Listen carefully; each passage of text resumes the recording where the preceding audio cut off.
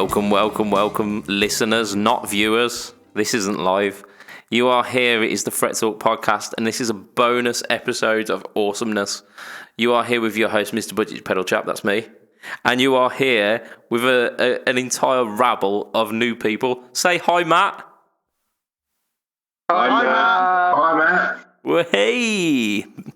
There was definitely a bit of lag there, but what we lacked in precise timing, we made up for in effort there. So who have we got? Introduce yourselves. So I'm going to point my microphone at you and you introduce yourself. We'll go from, so we've got Eddie. Do you want to introduce yourself? Hello, I'm Eddie. I'm an office worker from Southern England who plays guitar for fun, but I've got serious gas problems and far too many pedals and guitar. I've literally wolfed down some Chinese food, so I've got serious gas right now as well. But I think we may be talking about slightly different things here. Indeed. And you have an internet presence, do you not? I have a small internet presence, Instagram mostly, Underfluked, @Underfluked.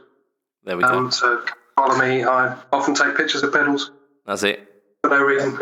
Yeah. That's it. And you've got a plethora of rather beautiful looking guitars behind you. Oh, thank you. Yes. Pride and Joy is the new one over there on my right or left. I was gonna say, Can't see that on the podcast. That's left, yeah. That's my new custom Maybury style. That is, yeah.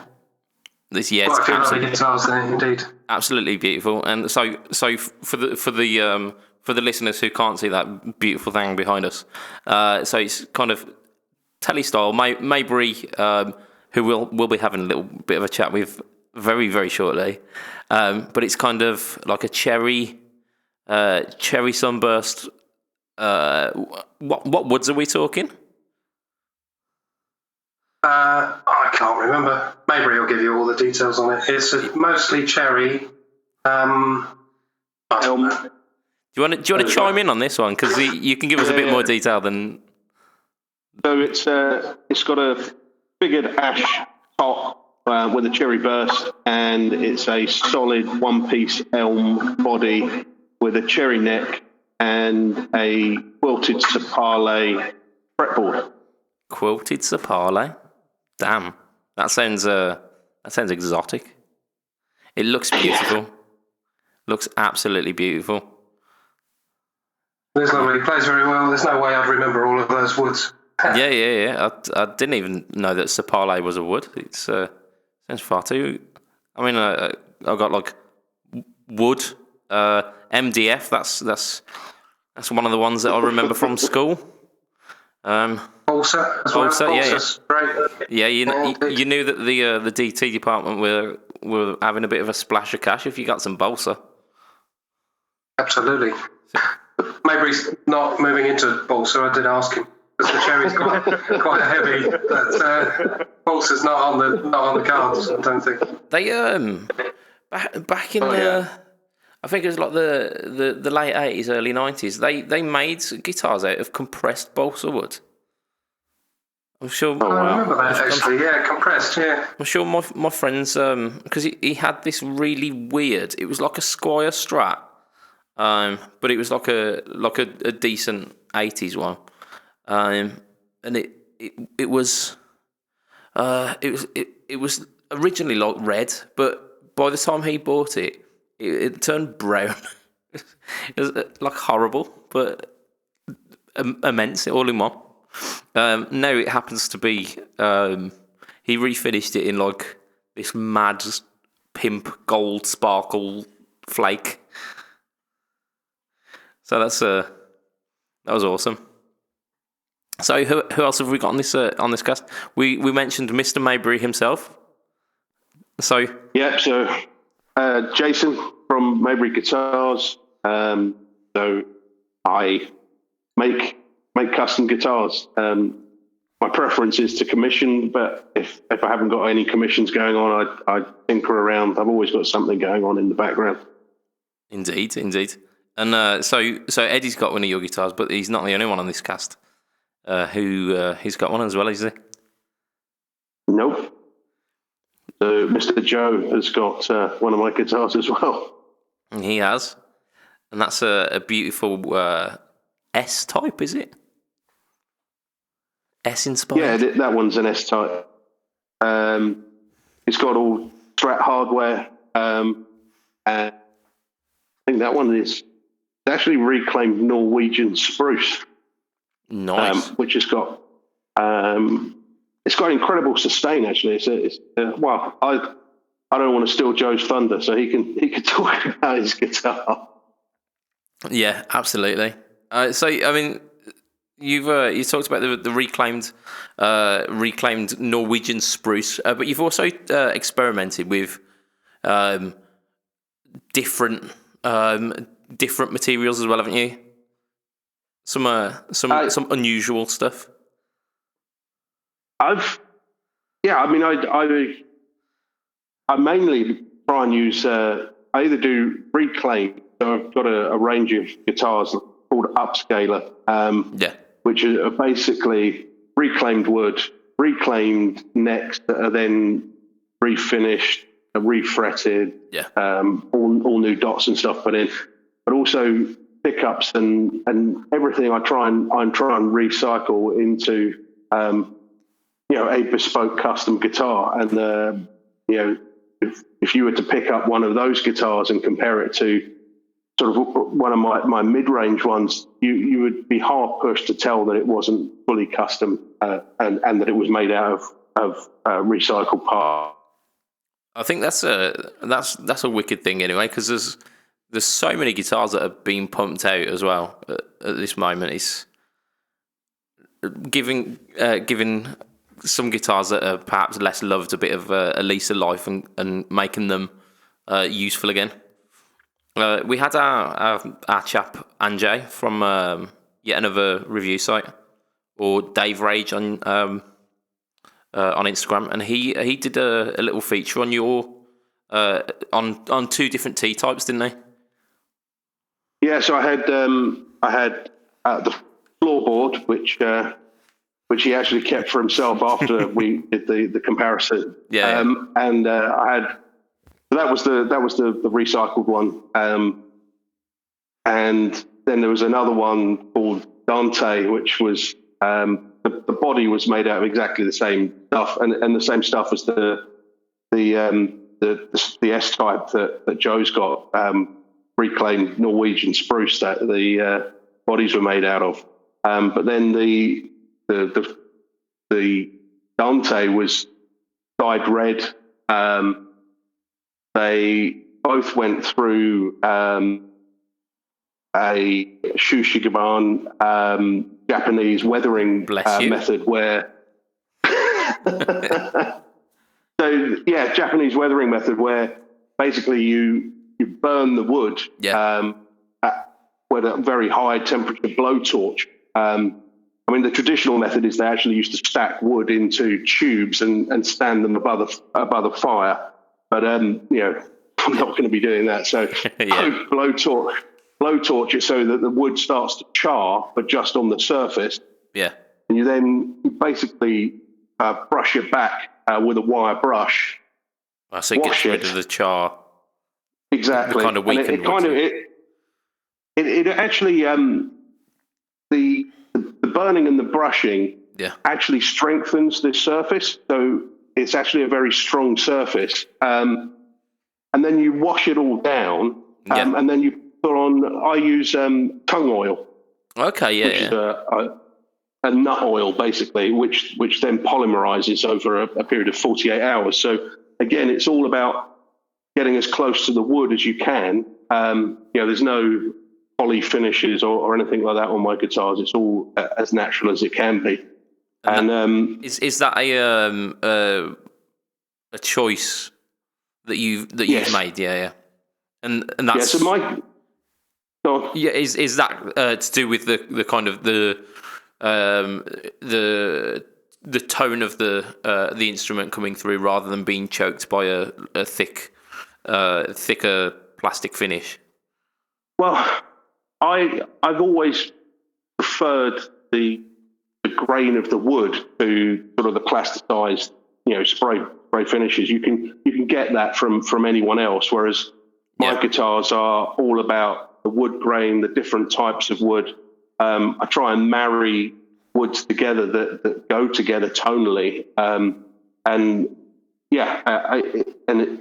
I think adding a finish to it does take away something from the tone. I mean, there's got to be something in all of these sort of 1950s, 1960s highly weathered guitars where the wood's exposed. They do have a different sound to a brand new, 2mm thick poly finish modern guitar.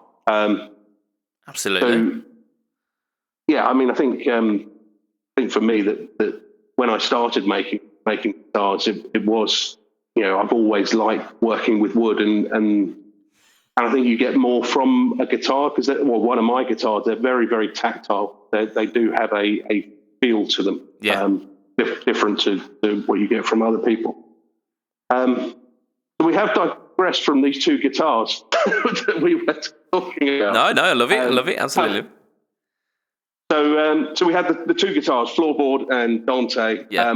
So I actually kept Dante for myself, and that is a higher end guitar than Floorboard, which means it had Fuente custom wound pickups. It had relic hardware that I'd relic myself. Had a walnut neck with ebony fretboard, custom inlays. And on that one, the guitar neck was actually shaped to my hand. So instead of it being a standard C shape, it's more of a staggered C into a D because it's actually shaped into the sort of the palm of my hand. And for me, I picked that guitar up and it just feels right. It doesn't feel like any other guitar. I mean, I guess that's something that if somebody wanted to have something shaped to their hand like that, I would be able to do that for them because every one of the guitars is custom made and bespoke. And it does feel very different. And for me, much more comfortable than a sort of standard neck. Yeah. And we've mentioned on the cast as well that even your like proper custom guitars that aren't breaking the bank as well. So that's Well, I mean, basically, I don't charge whatever the materials cost. That's what they cost, and then it's my time. So I'm not making money, which some other luthiers do by buying sort of cheaper parts and putting a markup on them. If you want cheap parts in your guitar, that's fine. Or if you want high-end parts in your guitar, again, that's fine. And I always try and source the parts at the best price that I can. And for me, it's the joy is about making the guitar and seeing whoever's getting the guitar's face when they actually pick it up.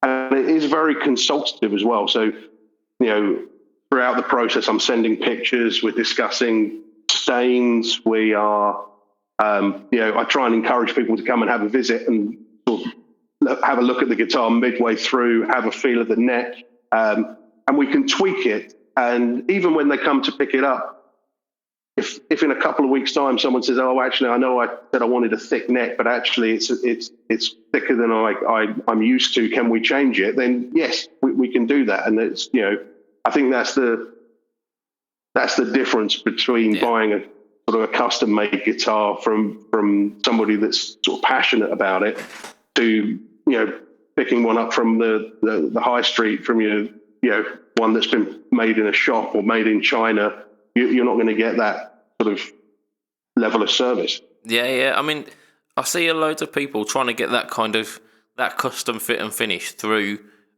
places like All Parts and Warmouth and GAFS and places like that. And even that doesn't get the same kind of level of personability, customization, and that kind of getting to know each other and that kind of reciprocal knowledge that you would with getting a Maybury. Yeah, to be fair,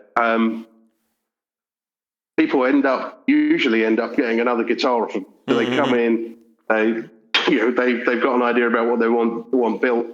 They'll try some of the other guitars. I must have at any one time between sort of 15, 20 guitars kicking around the place, and I love people to play them. And I get a buzz from people playing the guitars, and they try one. Oh, it's not particularly what I like, but I like the style, but the neck's too thin, and I can then give them a different one, and then usually they find one or two out of the ones I've got around the place that they really like the feel of, and and then they come back and I really like that, and can you make me one like that one but with these parts on, and and that's it. I mean, and that's what I want to do. I want people to take the guitar away and really love it.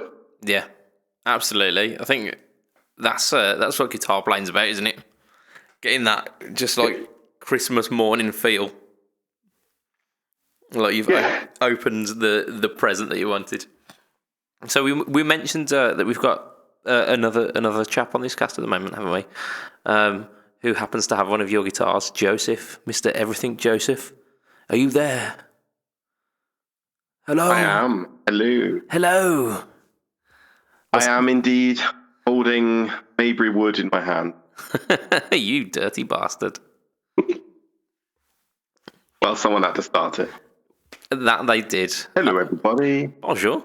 Do you want to introduce yourself to the people of the cast? They may be aware of you, but let them know.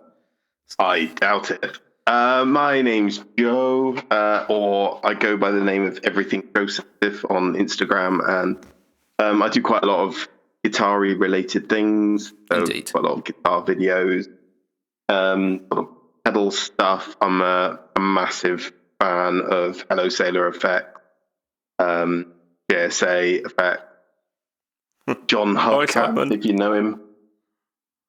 Oh yeah, Simon's on the cast, isn't he? So I've got a few of his pedals here as well.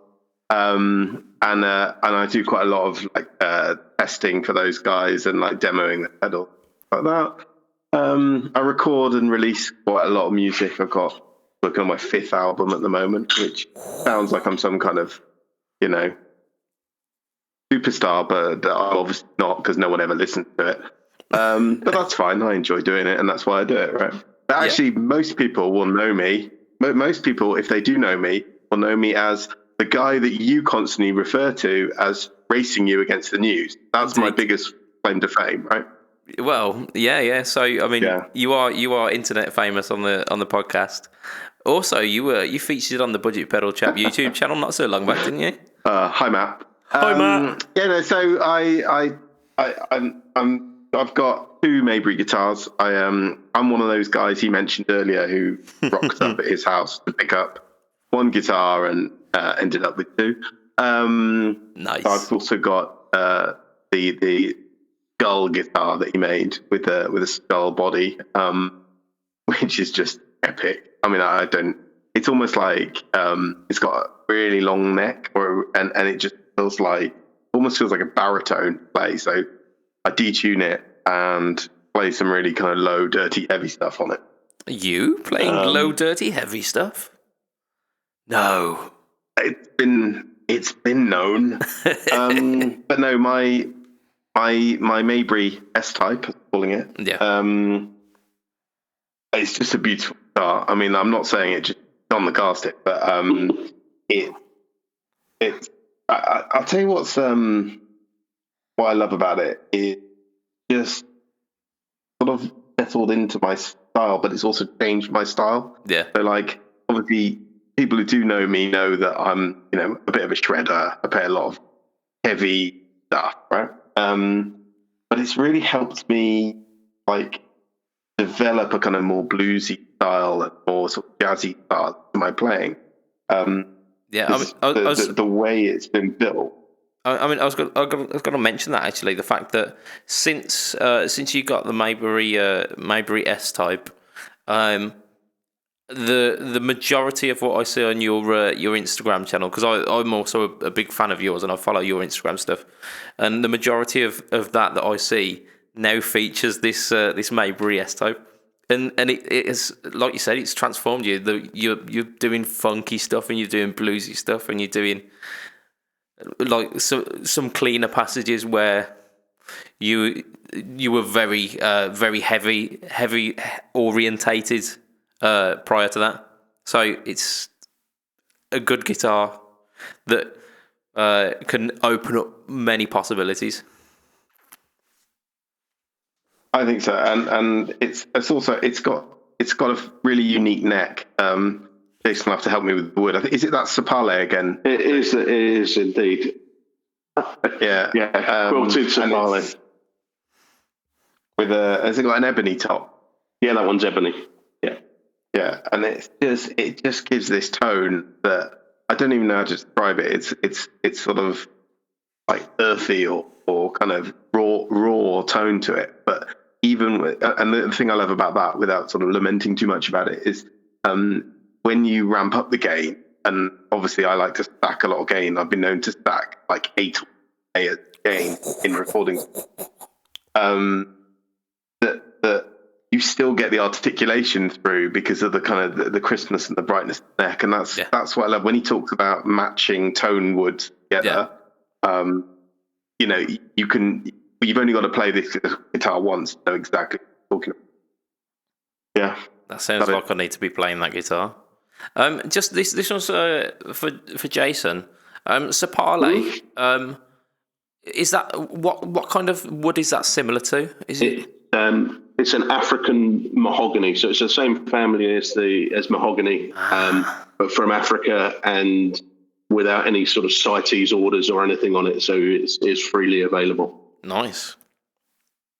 And it comes in beautiful figured version. It does. It's rare as hen's teeth, and thankfully I've managed to find somewhere, but it seems to have quite a fluid supply of the stuff. But even then, the guy only has 1 or 2 pieces at a time. So when I can get it, I pick it up, and it makes a nice fretboard.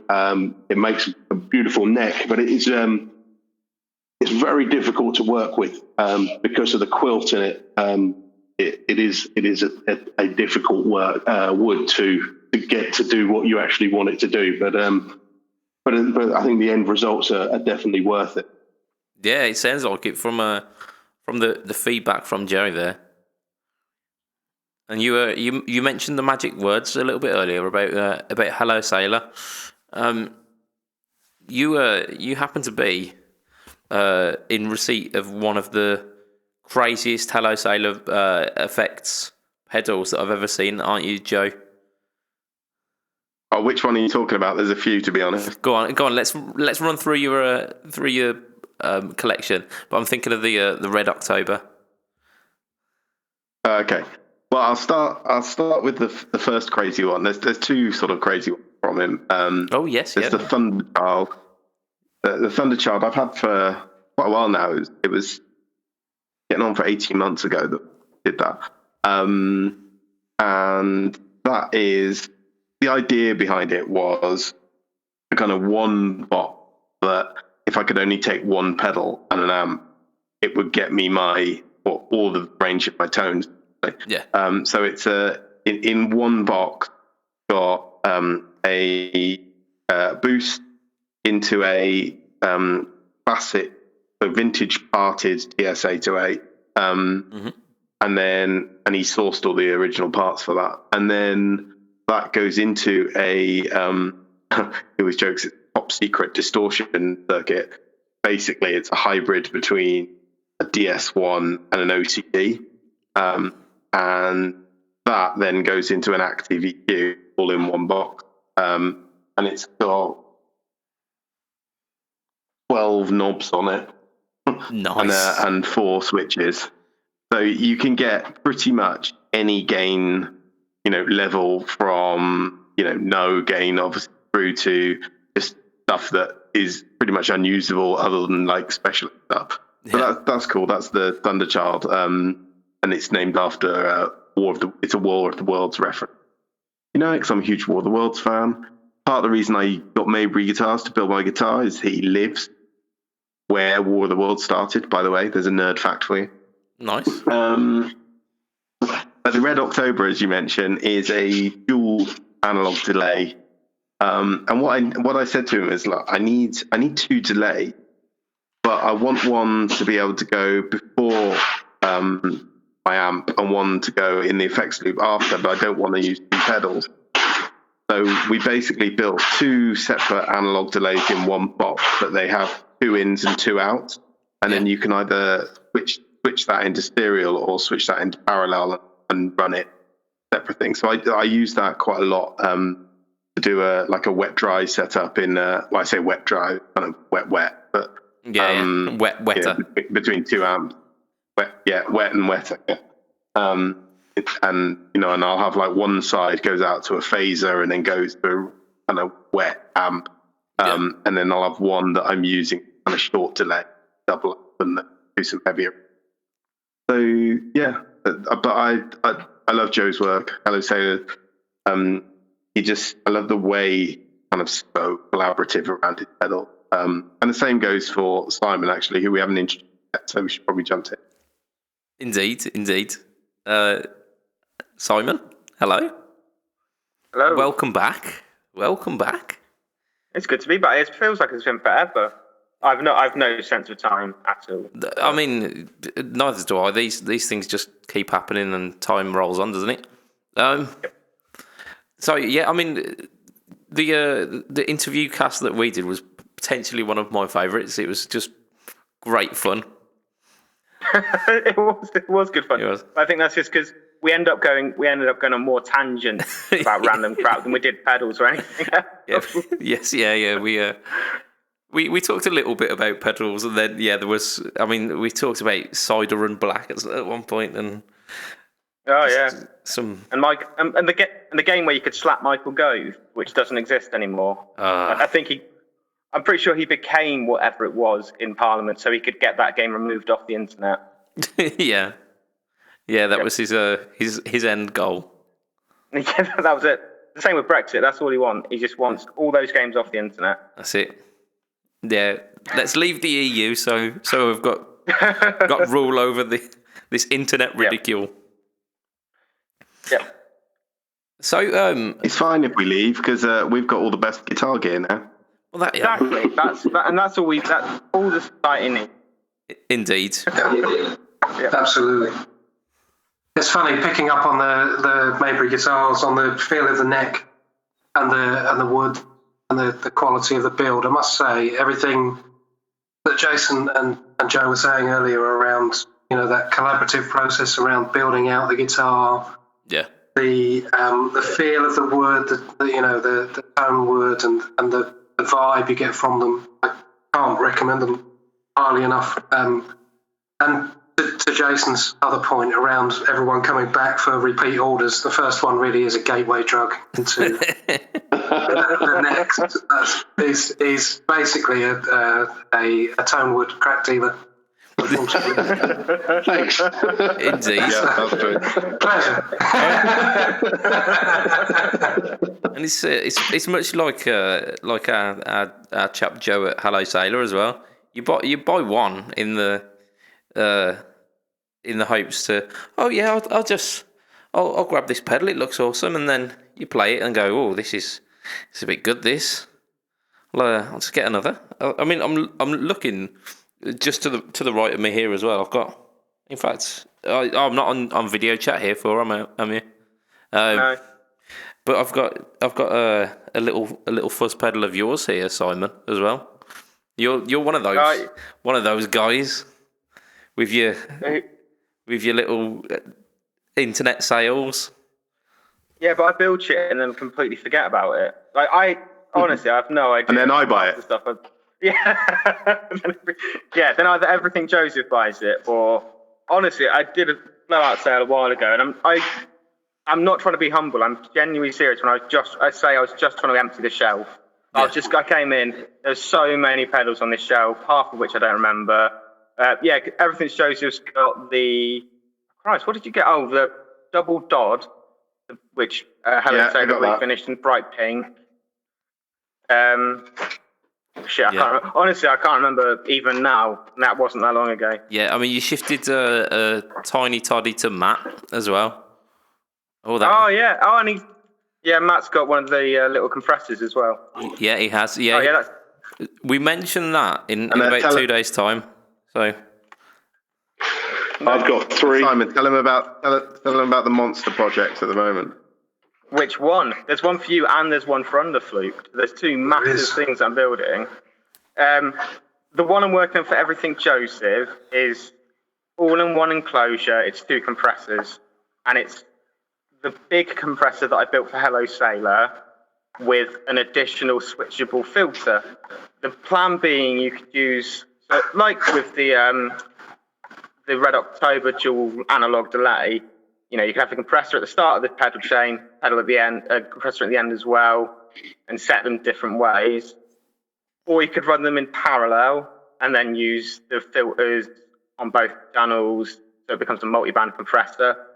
Or you can run them in series and do that old kind of vocal trick where, very fast first compressor, very slow second compressor to really level it. But it's the same. It's the same heart of all of the compressors I build. It's the same as that mini compressor, where it's a really simple design that doesn't need esoteric parts. Yeah. It's insanely forgiving. HB Guitar. I always forget his actual name. He bought one. He bought one quite early on. Well, he was the first. I built one for myself. Vowed never to build another one because it was such a mess to build. Because it's obviously trying to cram stuff into one of those tiny enclosures. Yeah, they're horrible. A few people asked about it, and I politely declined, just because I knew it was going to be so much aggro to do it. Yeah. And in the end, he was the first person that convinced me. I thought, if it all goes wrong, it's not the end of the world. We'll figure something out. Yeah. And his came out all right. And off the back of that, there were quite a few people who then saw his little clips and demos.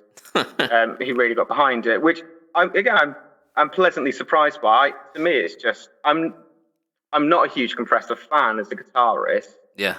But I'm a huge compressor fan from a pro audio point of view. Yeah. Just for gentle, mostly for leveling out finger playing, adding quick attack, just to bring out some sustain for lead stuff. Yeah, it works as glue for mixes as well, doesn't it? You just add a compressor onto the whole thing, and it just magically turns from 4 separate tracks into a piece of music. A cohesive part. Yeah. Yeah, and this is why I first built a compressor. Is I still, to this day, there's only a handful that do it. But I still can't understand why big studio compressors, nearly every studio compressor you see has a gain reduction meter, whether it's a cool VU meter, whether it's just a handful of blinking LEDs, and guitar pedals don't. And it's way harder to hear compression on a guitar signal than it is on a full mix. So not having any metering means, I think this is why so many people hate compressors, because it's so easy to completely ruin your guitar tone. Yeah, me and Matt were talking about it the other day when we were, in fact, actually on our next podcast, when we were talking about your compressor and how easy it is to dial in. We said with other compressors, by the time you hear it, it's too late. And I remember, I think it's Bob Cat, or it's some sort of legendary mastering producer who said words to the effect of, by the time you can hear, to the untrained ear, by the time you can hear compression, it's doing about -6 dBs of gain reduction, which is over compressed. Yeah. So as a rule of thumb, it's always supposed to be you turn up a compressor until you hear it, and then turn it down a bit. On guitar, though, it's even harder to do that, because by the time you can hear the compression, especially if you're using a tube amp, especially if you're using other drives, you don't know what is the compressor, squeezing the signal, what's the amp, what's the cone. There's so many variables that are all compressing it. So having even the most basic metering lets you use the compressor in the way that a studio compressor would be used. Yeah. Kind of tastefully. And also, the thing about guitar, the thing about the guitar compression is it does a completely different job depending on where you put it in the signal chain. Yeah. If you put it earlier on, it's actually playing an entirely different role in your tone later on, and that's why I wanted to build that one where I can put it at different parts of the chain and actually play with it because of that. Well, going on from that, obviously, so I'm building that monster compressor for yourself, and then Underfluked messaged me a while ago with an idea that I thought was crazy, and I still think he's crazy for it. I'm a bit crazy. It's true. I am slightly crazy. But he wanted all-in-one pedal, so all-in-one foot switch, not separate channels or anything. 2 overdrives in parallel, and into a compressor at the end. That was the kind of basic start point. And we started talking about it and going through it, and it ended up with essentially a modified Zen drive and a modified steel string, the Dumble clone. So those in parallel, that can be switched into series as well. And in series, it's the Zen drive into the steel string. With a blend pot, obviously when it's in parallel, you can blend between the two. It's then a 3-band Marshall amp EQ that was switchable. Just so you could, each of the overdrive channels had a filter on it. It was slightly exaggerated, but it was so that you could do that kind of parallel compression trick of, driving the low frequencies less than you are the high frequencies, that kind of thing. Yeah. Sorry, the cat is just getting in the way of all of this. It's completely fine. I've got Podcat who usually interrupts me, so it's just what they do. But yeah, so the EQ was switchable in and out, and then into my little two-knob compressor minus. So it still has the gain reduction meter, but it doesn't have the speed toggle. It's fixed on quite a slow speed. Yeah. There it is. Yeah, Underfluked, just put it up now. It's massive, and it's massive because I was building it kind of modularly, so that if we wanted to change things or try different things, we could take each bit out individually. Yeah. And as I thought it was crazy, and even when I was building it, I was like, this is crazy. But then I heard Underfluked play it, and it suddenly makes so much more sense. I kind of get everything he was saying he wanted to achieve. That's what it does. It's great for those kind of low gain tones. Yeah. It's great. The big thing was, how a fuzz, if you roll down the volume on a good fuzz, you lose gain, but you don't lose output volume because it's still compressing and it's still working hard. So having the compressor after the drives and the EQ means, you can roll back the gain on your guitar's volume and still have exactly the same output volume without it being crushed. It's still very dynamic. And yeah, I'm really happy. I'm really glad that Underfluked liked it. And we've been talking about making a smaller version, doing some production of it possibly. Minus the EQ was the only problem because it's totally passive.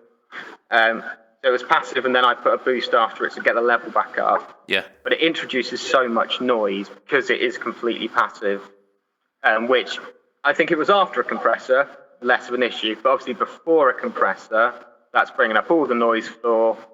So that's been stripped out. So it's now it's the drives of the compressor, still with some cool little features like the blend in series and the filters and stuff. Yeah. So what Simon's saying is absolutely right. So the intent was, I always like the idea of parallel drives. So I've got a Boss ES8, and I quite often run various drive pedals in parallel. And the Hello Sailor Rangemaster in parallel to the Hot Toddy as well from Simon is amazing. And sticking Raise the Dead in parallel to the Antares and that kind of stuff always kind of fascinates me because they're unusual and different tones. You don't hear that kind of parallel tone very often. So to have that in a single pedal that only takes up a single patch on the ES8 is quite interesting to me. And then I've got 7 or 8 pedals from Simon now, and every single one of the drives I bought from him sounds absolutely incredible. the way they break up, the touch sensitivity, the amplified quality. So the chance to kind of spec something that had two of his drives in parallel with a blend was kind of just too good an opportunity to miss. So as he said, we did talk about that, and then the compressor at the end gives you that cleanup on those parallel drives. Increases the noise floor very slightly, as you'd expect by putting compressor after drive, but not really noticeably. And you just get, it's just amazing. You got to play with it. It's really touch sensitive. You can hear the separation in both of the drives still. It's just an incredible piece of work. Really impressed. Thank you. I think this sounds weird when I say it. I love listening to Jason talk, and I could ask Jason questions all day about guitars, because I think there's a load of us now in the British guitar community. Maybury Guitars, Hello Sailor, JSA Effects doing it. I'm sure there's others that are really passionate solo builders who are striving for a very particular goal. Yeah, totally. So, because a lot of what I'm always quite honest about it. I'm not a fan of modulation or what I've built a fuzz. In fact, Maybury has the big 6 knob fuzz that I built that I actually liked, which is weird. But everything I wanted to do, I basically just wanted to be John Mayer, but on a budget and with less talent. So everything I tried to do was overdrives that were really responsive and, would sing back to you. And it's like everything Joeseph was saying with his Maybury Blue. Is it Bluey? Bluesy? Yes, type. Louis. It changes how he plays because it's how it feels. And that's how I feel about pedals. And I think that's how, again, the Hello Sailor and JSA Effects and the British, there's so many British builders now with that mindset and with that passion that it's wonderful. It's absolutely amazing. Yeah. All of us are of an age where we grew up, if you wanted a decent pedal, it was kind of Boss. That was where you started. Yeah. And the budget pedals were these. I've got The some Behringer plastic. Shitty. I'm looking at one. The Behringer Ultra Metal in its terror. I might sell that to everything Joeseph, actually. It's in a nice pink coat. No, I've got my pod. I'm good. I've got my pod. Come on, you buy everything, buddy. Yeah. You know you want it. In a terrible pastel. Yeah. Sounds awesome. Yeah, I'll it take does what 10. It does. Has it got tropical fish caps though? That's the thing. When you say tropical fish, I hope you mean cheap Chinese SMD parts that were whatever was left over from the Electron-White factory. I bet it's got a bit of tone wood in there. Just on the back, instead of the under the rubber fill between the PCB, there's a lovely bit of kind of some offcuts from the Epiphone factory. There you go. There's some tone wood. Yeah. But I think we're also really lucky. As a group, we all talk quite a lot. Yeah. And in big groups and individually, and it's great to have that community this side of the pond. I know that sounds weird, but it's like we're catching up, isn't it? Because the Americans have had it for years. I mean, like Wampler has been around for got to be over a decade now, and JHS and there's so many like even the smaller builders, that there all seems to be like a really tight knit community of builders over the pond. But this is what I quite like, that when you think tight knit, you think clicky. Yeah. And I don't think of the people that I know in the British builder guitar community are quite tight knit, but not clicky. It's very inclusive. Yeah, absolutely. Everyone's welcomed in. There's never any snobbery regarding gear or opinions.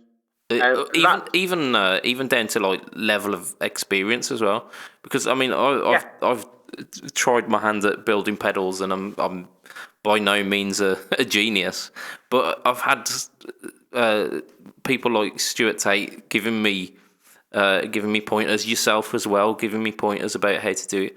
And there's absolutely there's no kind of no elitism. It's like, oh, you want to get into this thing that we love? Yep, absolutely. We'll help you out. Well, I was chatting to I can never remember his real name, and that's going to sound terrible coming out in public. But it's the moniker of MTK Woodworking. And he messaged me a while ago. And I've always said this. I was a teacher for so long, and I love teaching, and so I'm more than happy to share or help anyone with anything I can. Yeah. And he messaged me asking about some pedal builds, and a couple of days ago he was trying to cram stuff into a 1590A mini enclosure. Yeah. And he wanted to have a modified big muff tone stack on something, on a meathead. That was it, a damn meathead. Yeah. With a big muff control, a tone control. And he managed to ram it all onto the back of the pot.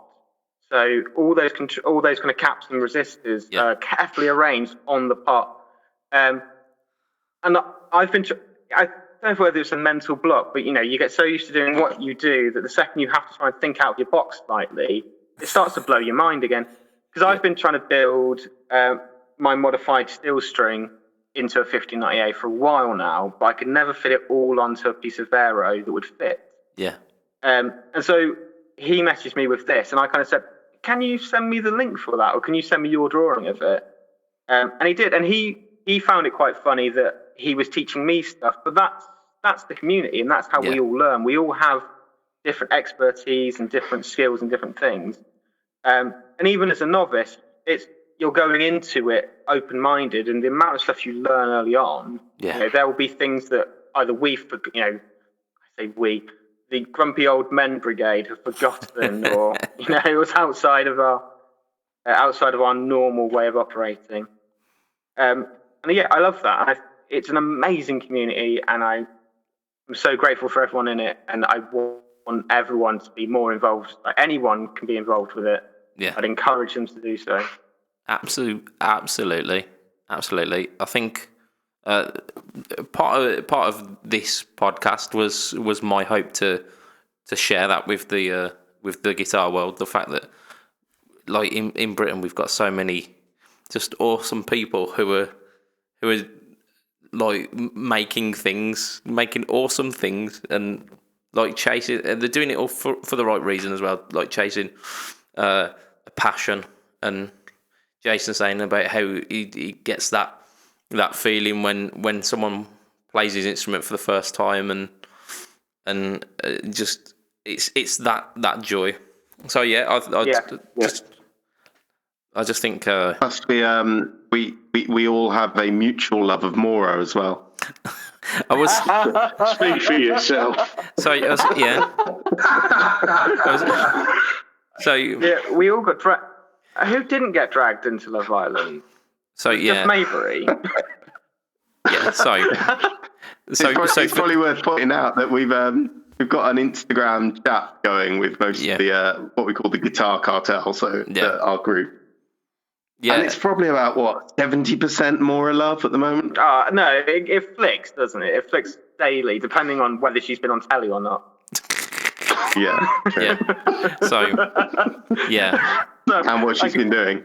Yeah, I can just see Jason in the little thumb. I was like, no, that's it, I'm done. No. I'm out. Well, you know if she's been on TV because you just have to scroll through all of it for 10 minutes. That's it. Yeah.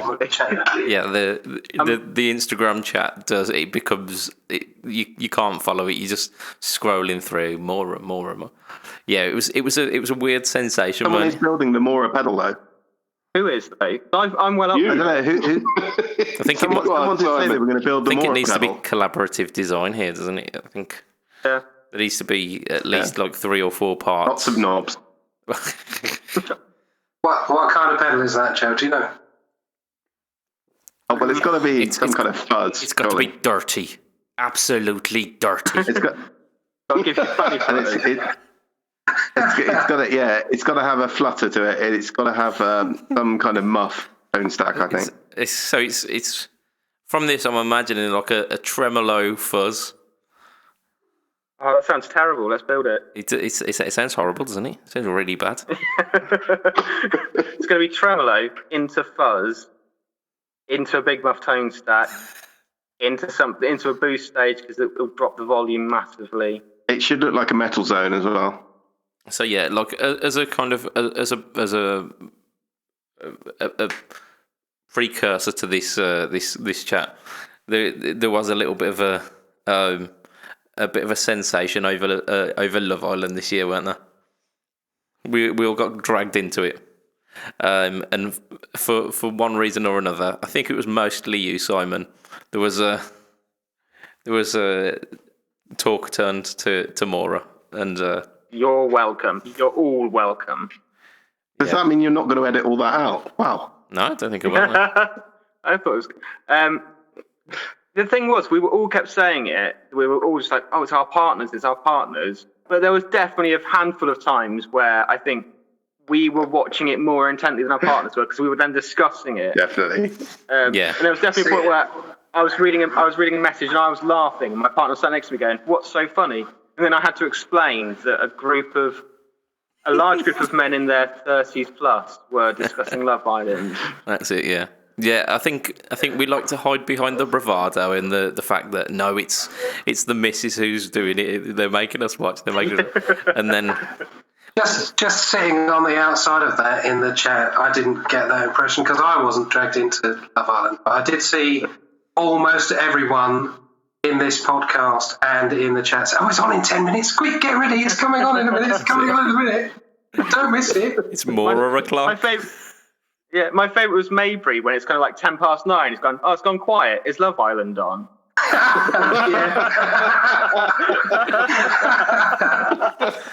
We're chatting away. All of a sudden, it's just dead. Yeah. Look, we all know that if Brian Wampler was in the UK, he would be watching Love Island. Well, yeah, I imagine so. I imagine he'd be a Maura fan too.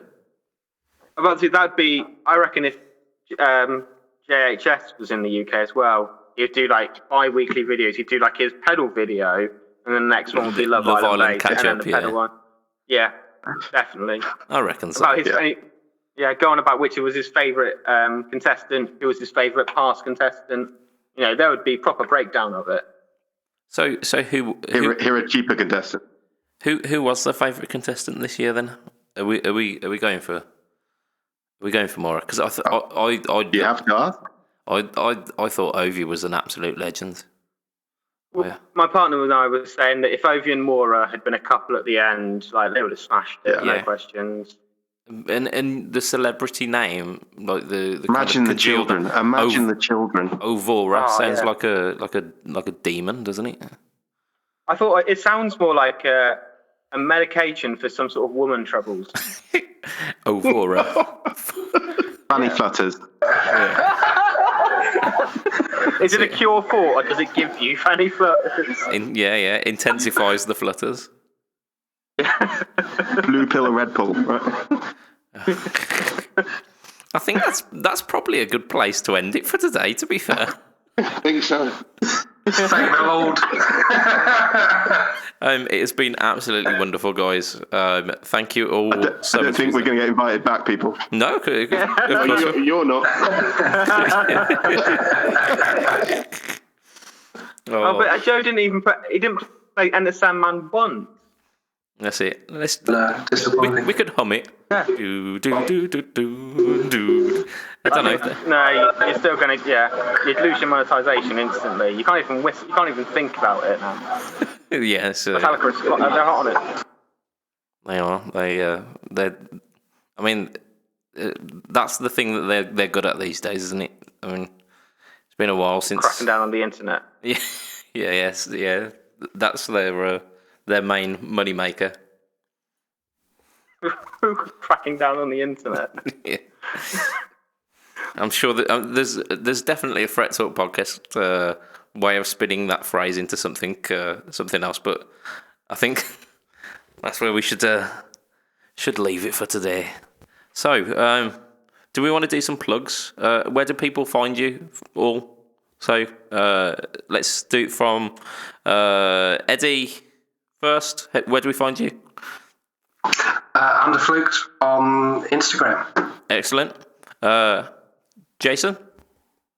www.mayburyguitars.com. Maybury Guitars on Instagram and on Facebook. Awesome. Everything Joeseph? Joeseph? I've just given the game away there, haven't I?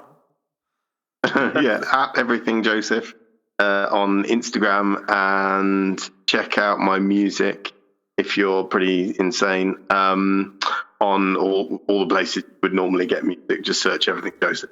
That's it. I will painstakingly put your links in the show notes so that we can make sure that that's easily accessible. And Simon, you've already had a plug on this show before, but it's at JSA Effects, isn't it? Instagram. No, it's a weird one. It's a long story, and I won't go into it. But it's JSA_effects_pedals or effects_pedals.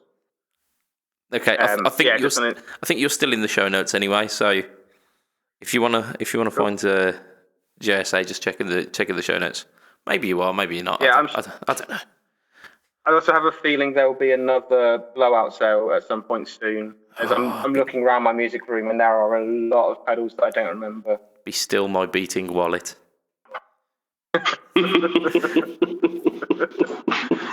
I'm in. That's it. Yeah, when the red light comes off, we'll talk numbers. About everything Joeseph is already having the Behringer. I don't know. That's it. Oh dear. Ultra metal. Right.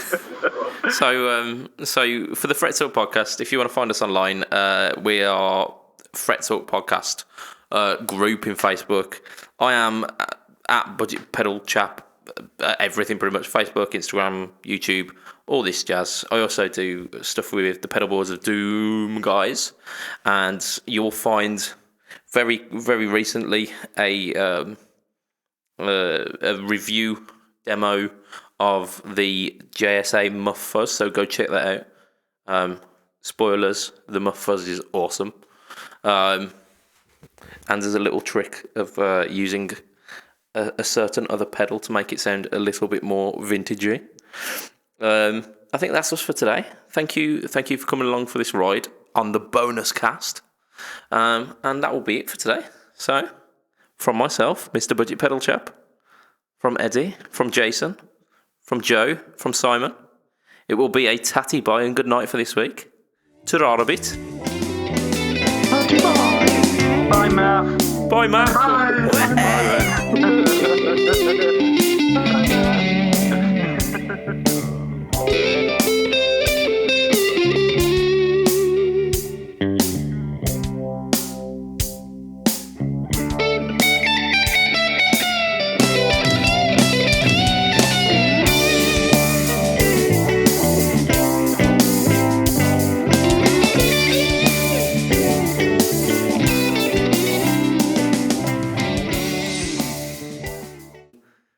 I think we had a healthy amount of sexual innuendo in that one. We did, I yeah. think